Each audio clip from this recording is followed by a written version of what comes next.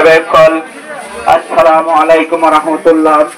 বাংলাদেশ জামাত ইসলামের পক্ষ থেকে অনারারে দাওয়াত জানার বাংলাদেশ জামাত ইসলামের কেন্দ্রীয় কর্মসূচির অংশ হিসেবে অদ্য 18 জানুয়ারি বিকেল 4 ঘটিকায় পেকুয়া উপজেলায় দাওয়াতি ও গণসংযোগ কার্যক্রম পেকুয়া সদর আলহাজ কবির আহমদ চৌধুরী বাজারে অনুষ্ঠিত হয়েছে।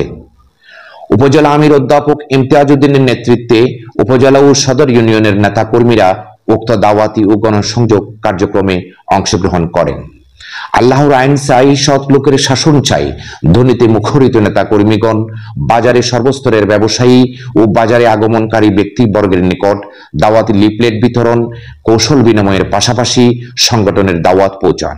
সর্বস্তরের মানুষ বিপুল উৎসাহ উদ্দীপনায় উক্ত দাওয়াতি কার্যক্রমকে স্বাগত জানান।